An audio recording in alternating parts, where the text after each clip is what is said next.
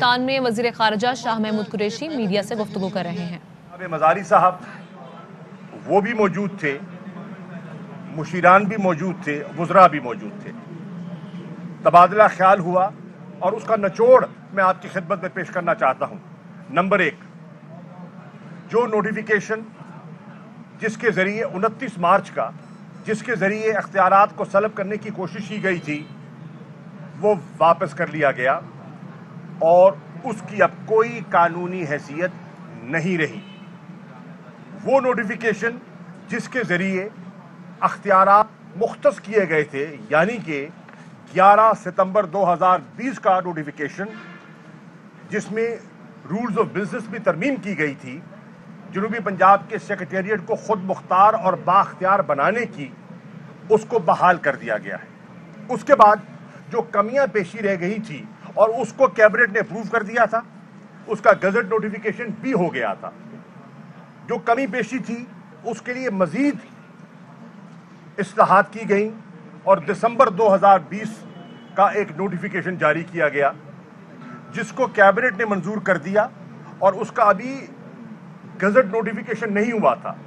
کل انہوں نے احکامات فرما دیے ہیں کہ اس کا بھی فل فور گزٹ نوٹیفیکیشن کر دیا جائے۔ اب وہ مسئلہ حل ہو گیا ہے، نمبر 1۔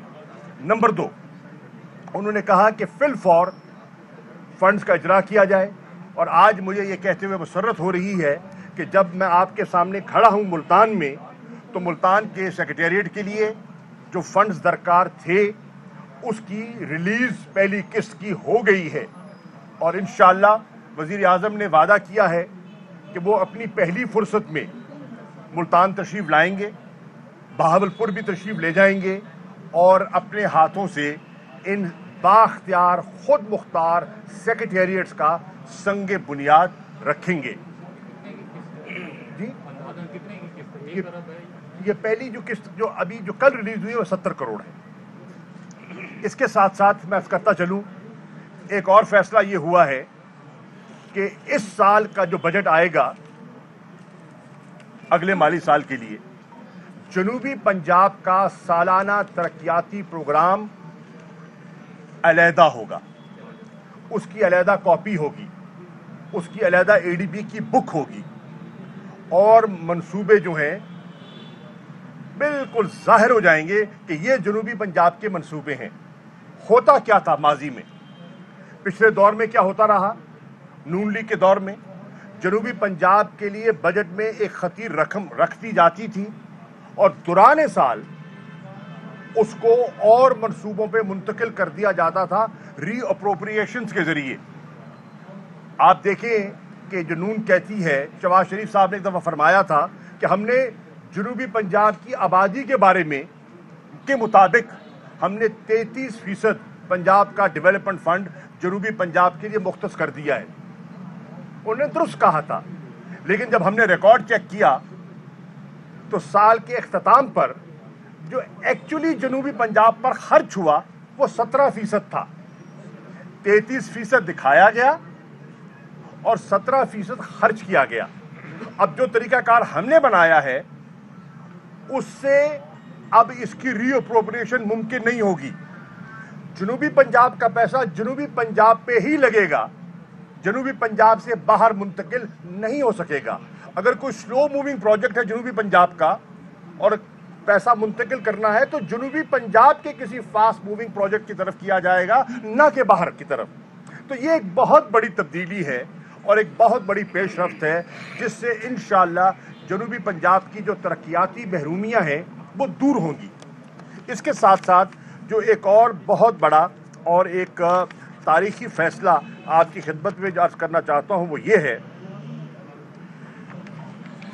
ہم نے یہ گزارش کی ممبران نے اور وزیر اعظم نے اس سے اتفاق کیا کہ جب جنوبی پنجاب میں ٹیلنٹ موجود ہے، یہاں قابل لوگ موجود ہیں، ان کو مواقع نہیں ملتے، ہم اگر سندھ میں محروم علاقوں کو اکوموڈیٹ کرنے کے لیے اربن اور رورل کوٹا مختص کیا ہے تو پھر جنوبی پنجاب کا جو پسماندہ اور محروم علاقہ ہے جہاں قابل بچے ہیں उनको मेरिट में भर्ती किया जाए, लेकिन जनूबी पंजाब का अलहदा कोटा होना चाहिए।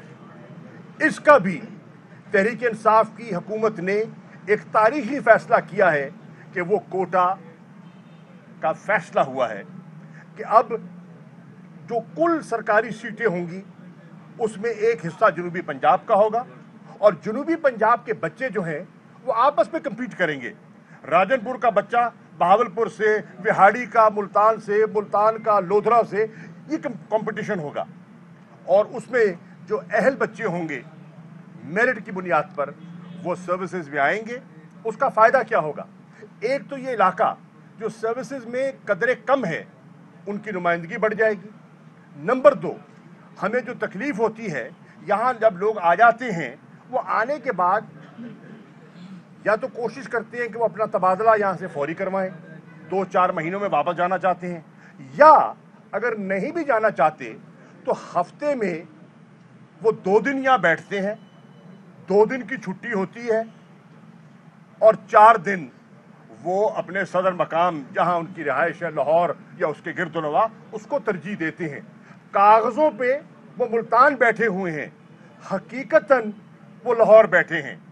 और इसी किस्म का ये इन्होंने एक मयार बना लिया था जब सेक्रेटेरिएट बनाया, अफसरात तायनात कर दिए लेकिन बैठे लाहौर में। उनका फ़ायदा क्या हुआ? फ़ाइल अगर लाहौर जानी है उसका फ़ायदा क्या हुआ? तो ये फैसला हुआ है कि अफसरान भी यहाँ बैठेंगे और फाइलें भी यहीं निपटाई जाएंगी।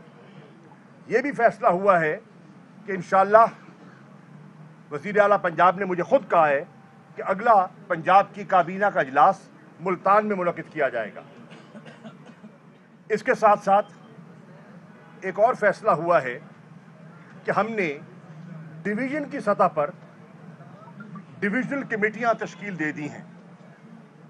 एक डिविजनल कमेटी होगी बहावलपुर की, एक डिविजनल कमेटी होगी देरा गाजी खान की, एक डिविजनल कमेटी होगी मुल्तान की।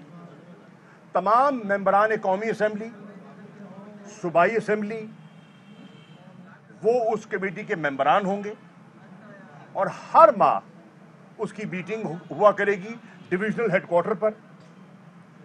जितने डिविजनल ऑफिसर्स हैं, चाहे कमिश्नर है, आरपीओ है, डिप्टी कमिश्नर हैं, जो डीपीओज हैं, लाइन डिपार्टमेंट के लोग हैं, उनको मदऊ किया जाएगा ताकि अवामी नुमाइंदे अवाम के मसाइल उनके सामने रखें और उनका हल तलाश करें कवानीन के मुताबिक, रूल्स रेगुलेशंस के मुताबिक, और जो लोगों के गवर्नेंस के इश्यूज हैं उनको हल किया जाए। और अगली मीटिंग में पिछली मीटिंग का एक हिसाब लिया जाए कि जिन चीज़ों की निशानदेही हुई थी उसमें पेशरफ्त हुई है, नहीं हुई, कितनी हुई है, ताकि इस एहतसाब के अमल से हम क्वालिटी ऑफ सर्विसेज को बढ़ाएं और डिलीवरी मैकेनिज्म में बेहतरी लेकर आएँ। तो ये भी कल एक फैसला हुआ है जो मैं आपकी खिदमत में पेश करना चाह रहा था। हमारा मदर एंड चाइल्ड हॉस्पिटल था गल्ला मंडी मुल्तान वलायताबाद में, बड़ी जद्दोजहद के बाद उसका PC1 भी हो गया और बड़ी जद्दोजहद के बाद उसका फंड भी रिलीज हो गया। इंशाअल्लाह अनकरीब उसका टेंडर होगा और टेंडर के बाद उस काम का आगाज किया जाएगा। वज़ीर ख़ारिजा शाह महमूद कुरैशी मीडिया से गुफ्तगू कर रहे हैं। उन्होंने कहा कि वज़ीर आज़म महंगाई पर हर हफ्ते ब्रीफिंग लेते हैं। हमारा सबसे बड़ा चैलेंज महंगाई को कंट्रोल करना है।